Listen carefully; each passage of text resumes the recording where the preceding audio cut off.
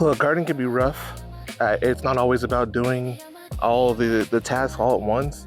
Come out and just have a couple hour days. You really have to split things up and figure out a game plan. You can't do everything all at once. You'll get burnt out so fast, so easy. So today we're going to talk about splitting things up and how I kind of rotate things I do in my garden. So I'm just going to say this. If you don't have drip irrigation set up, stop what you're doing. Get drip irrigation set up. It's super easy. It doesn't take a lot of time. I've done some videos on how-tos. But if you're watering by hand, unless you really like watering by hand, I used to love it. But once you get too many types of things, like you're talking multiple trees, multiple vegetations, or whatever the case is, it really is taxing sitting in hand watering. This irrigation will at least cut off the edge. It'll give you some time to do other things. If you're working full time, you got a family, you got kids, what you don't want to do is have everything all set up. You put all the time into this sort of thing, and then you either forget or you run out of time to do things. Summer hits, you come outside, everything's dead. All the years, energy, effort that you put into everything, gone. I personally choose one day of the week to take my time and fully just hand water everything, on top of the irrigation going off, however many days I need to a week. This gives me time to check for leaks, check for any diseases or issues with any of my trees or plants, and really just focus in. There's so many tools to do this, but check your weather ahead of time. You can know if it's about to get hot, if it's about to be cold. For me, I have a set of temperatures that I look for. I go from anything that's below 50, I go from 50 to 100, and then 100 plus, and that tells me what to prepare for and what I'm going to be doing in my garden ahead of time. Not last minute, not after it happens, ahead of time. Do I need to get shelter set up and get warmth provided? Am I going to be needing to add some protection to my trees? And this might not be for everybody, but I personally do a lot of gardening with pots. And one of my rules in general is to stay ready so you don't have to get ready.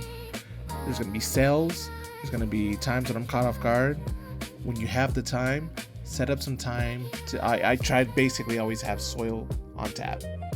Set up and ready to go at the moment's notice. So I'm not out here at 115 degrees heat, buying things, carrying it around, and making soil. Mulching is a must. I've kind of got away from doing regular mulch and utilizing things that are also feeding. So everything's constantly getting a slow feeding, especially in pots, as well as it's providing protection and keeping some of that moisture in. This is something that's really important in pots because it takes some of the stress off of having to do so much fertilizing, as well as doing the purpose of mulch protection. Having pots, fertilizing yourself is super important, especially when you're making your soil like I do, which is pretty much inert.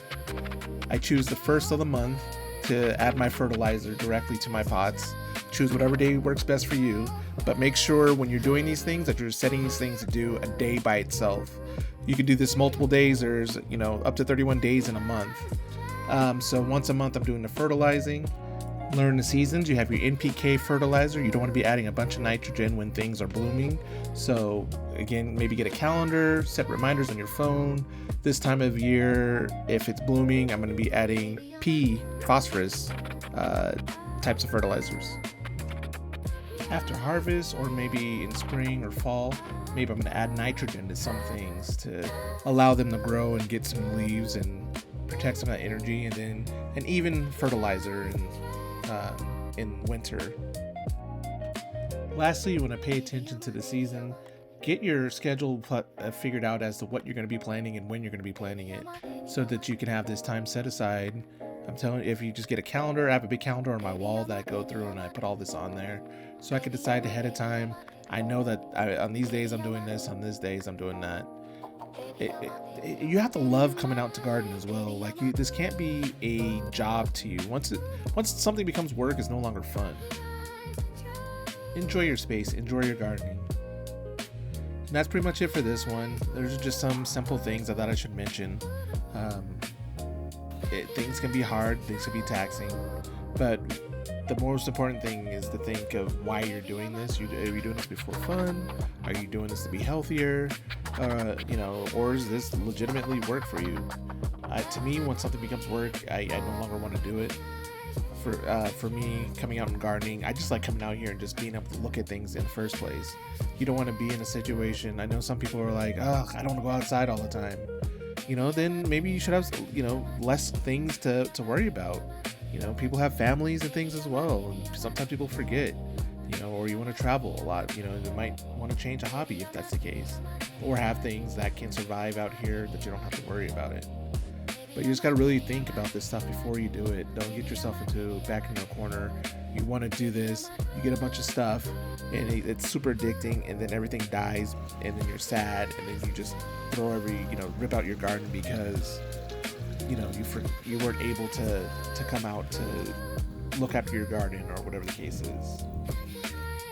At any rate, leave me a comment below. Let me know if I missed anything, if you have any other questions, concerns, comments. I really think this is a really rewarding hobby. One of these days, though, I'm going to get you out to the garden. Let's grow.